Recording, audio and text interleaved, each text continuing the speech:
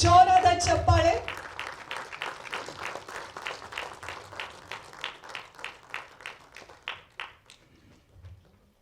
Sir ಏನ್ ಅನ್ಸ್ತಾ ಇದೆ?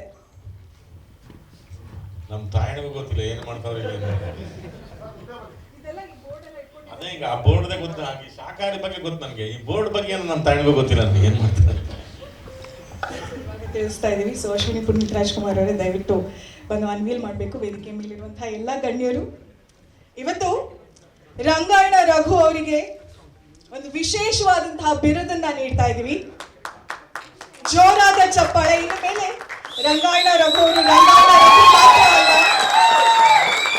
ಅಭಿನಯಾಸುರ ರಂಗಾಯಣ ರಘು.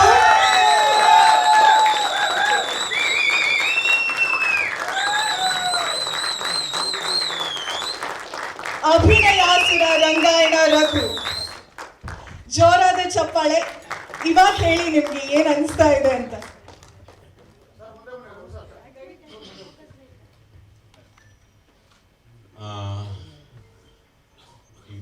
ಈ ಥರದ್ದು ಇದಕ್ಕೆ ಏನಪ್ಪ, ರಾಜ್ಕುಮಾರ್ ಅವರು ಮೊದಲ ಸಾಲ ನಿಲ್ತಾರೆ, ಯಾಕಂದರೆ ಅಷ್ಟು ಅವ್ರಿಗೆ ಸಿಕ್ಕಿದೆ. ಆಮೇಲೆ ಎಲ್ಲ ಸ್ಟಾರ್ಗಳಿಗೂ ಅವ್ರು ಬಂದಿದೆ. ನಾನು ಸುಮ್ಮನೆ ಇದನ್ನೆಲ್ಲ ಒತ್ಕೊಂಡೆಲ್ಲ ನಾನು ಬೇಡ ಅಂತ ಹೇಳಿದೆ ಅವ್ರಿಗೆ. ಬೇಡಪ್ಪ ನಂಗೆ ಅವೆಲ್ಲ ಏನೂ ಬೇಡ ನಾನು ಅಂತ ಹೇಳಿದೆ. ಪ್ರೀತಿ ಅಷ್ಟೇ. 250ರಿಂದ 300 ಸಿನಿಮಾಗಳವರೆಗೂ ನಮ್ಮ ಕನ್ನಡ ಚಿತ್ರರಂಗದಲ್ಲಿ ಸಿನಿಮಾಗಳಲ್ಲಿ ನಟಿಸಿರುವಂತದ್ದು, ಸಾಕಷ್ಟು ನಾಟಕಗಳಲ್ಲಿ ನಟಿಸಿರುವಂತಹ ರಂಗಾಯಣ ರಘು ಅವರಿಗೆ ಒಂದು ಕೃತಜ್ಞತೆ ಸಲ್ಲಿಸುವಂತಹ ಒಂದು ಸಂದರ್ಭ.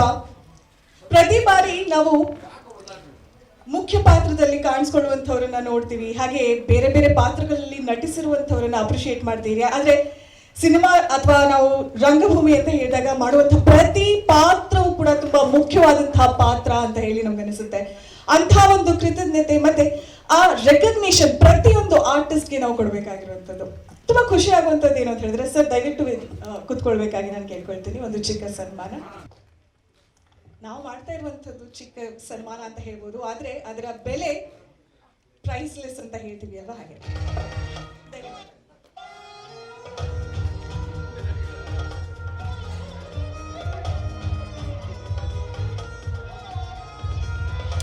ರಂಗಭೂಮಿ ಕಲಾವಿದರಾಗಿಯೂ ಸೈ, ಕನ್ನಡ ಚಲನಚಿತ್ರರಂಗದಲ್ಲಿ ನಟರಾಗಿಯೂ ಸೈ, ಅವರಿಗೆ ತುಂಬಾ ಇಷ್ಟಪಡುವಂತಹ ವಿಚಾರ ಅಂತ ಹೇಳಿದ್ರೆ, ರಂಗಾಯಣ ತಂಡದಲ್ಲಿರ್ಬೇಕಾದ್ರೆ ಸಾಕಷ್ಟು ಊರುಗಳನ್ನೆಲ್ಲ ಸುತ್ತಾಡ್ತಾ ಇರುವಂತೆ.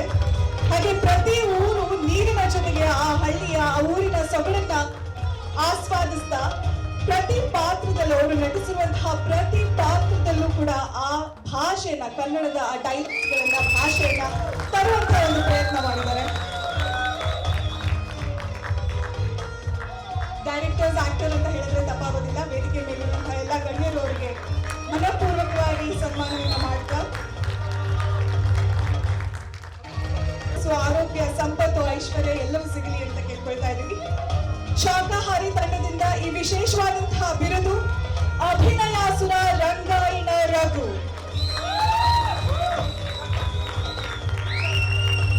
ನಮ್ಮ ಕನ್ನಡ ಚಿತ್ರರಂಗಕ್ಕೆ ಕೊಟ್ಟಂತಹ ಕೊಡುಗೆಯನ್ನು ನೆನಪಿಸಿಕೊಳ್ತಾ, ಹಾಗೆ ಮತ್ತಷ್ಟು ಕೆಲಸಗಳು ಈ ಕನ್ನಡ ಚಿತ್ರರಂಗದಲ್ಲಿ ನಿಮ್ಮಿಂದ ಆಗೋದಿದೆ ಅನ್ನುವಂತಹ ಒಂದು ಮಾತನ್ನು ಕೂಡ ಹೇಳ್ತಾ, ಆಶಿಸ್ತಾ ನಮ್ಮ ಬೆಂಬಲ ನಿಮ್ಮ ಜೊತೆಯಲ್ಲಿ ಸದಾಕಾಲ ಇದೆ ಅಂತ ಹೇಳ್ತಿದ್ದ ಹಾಗೆ ಜೋರಾದ ಚಪ್ಪಾಳೆಯೊಂದಿಗೆ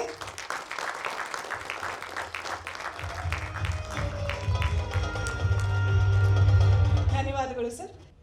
ಆಕ್ಚುಲಿ ನಾ ಹಿಂದೆನೂ ಇದ್ರ ಬಗ್ಗೆ ಪ್ರಸ್ತಾಪ ಮಾಡಿದ್ದೆ. ಈ ಬಿರುದು ಬಾವಳಿಗಳು ನಮ್ಗೆ ಆವಾಗ ಬರಲ್ಲ.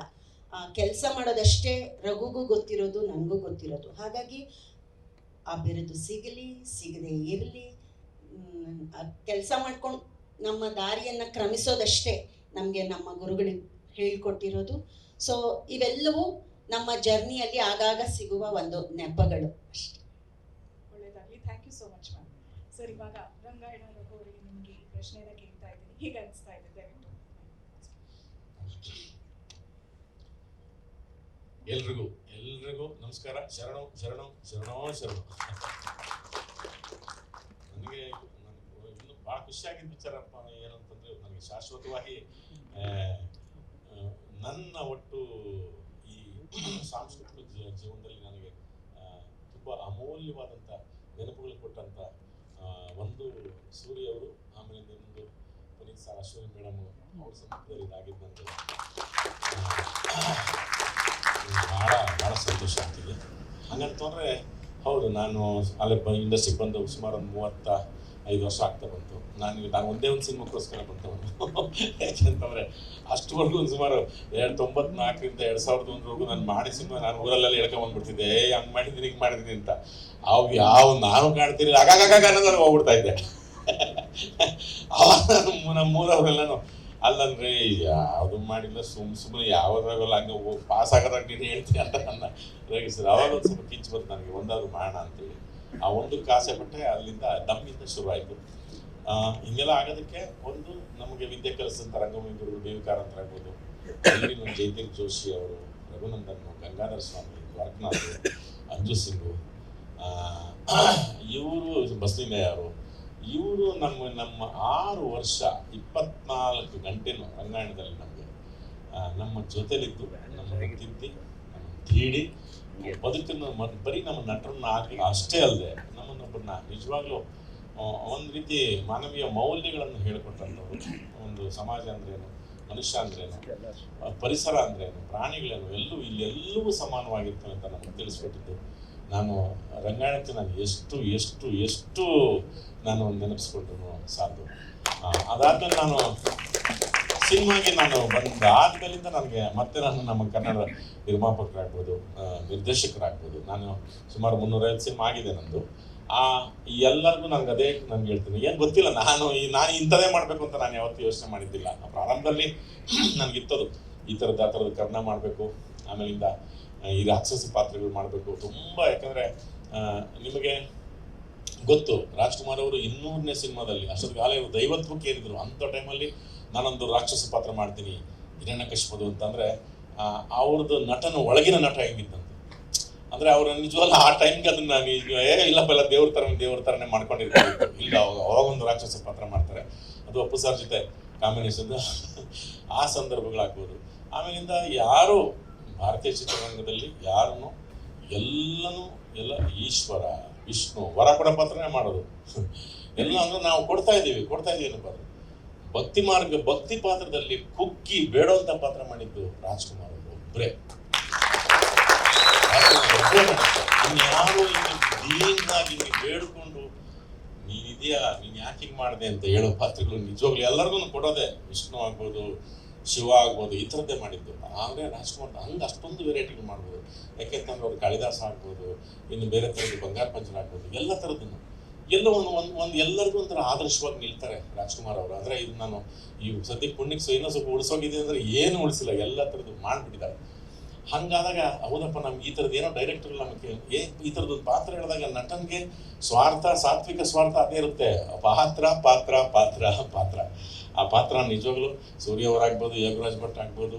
ನಾನು ಸೂರ್ಯ ಮತ್ತು ಯೋಗರಾಜ್ ಭಟ್ರು ನನಗೆ ನನ್ನ ಜೀವನದಲ್ಲಿ ಯಾಕೆ ನಾನು ಈ ಟೋಪಿ ನನಗೆ ದುನಿಯಾದಲ್ಲಿ ಎಲ್ಲವನ್ನೂ ನನಗೆ ಕೊಡ್ತು. ಇದನ್ನು ಸೂರ್ಯನೇ ಹಾಕ್ಸಿದ್ದು ನನಗೆ. ಯಾಕೆ ಇದ್ರ ಬಗ್ಗೆ ಒಂದು ನೆನಪಾಗಿದೆ. ವಿಶ್ವೇಶ್ವರಯ್ಯನವರು ಅವ್ರಿಗೆ ಇದು ನಮ್ಮ ರಾಜೇಂದ್ರ ಪ್ರಸಾದ್ ಭಾರತ ರತ್ನ ಬರಬೇಕಾದ್ರೆ ಇದನ್ನ ಈ ಟೋಪಿ ತೆಗೀರಿ, ಇದನ್ನ ಹಾರ ಹೋಗ್ತಿಲ್ಲ ಅಂದಾಗ, ಇಲ್ಲ ಇದು ನನ್ನ ಪ್ರೈಡು, ನಾನು ತೆಗಿಯಲ್ಲ ಅಂತಾರಂತೆ. ರಾಜೇಂದ್ರ ಪ್ರಸಾದ್ ಹಾರನ ಅಗಲ ಮಾಡ್ಬಿಟ್ಟು ಹಿಂಗೆ ಹಾಕ್ತಾರೆ.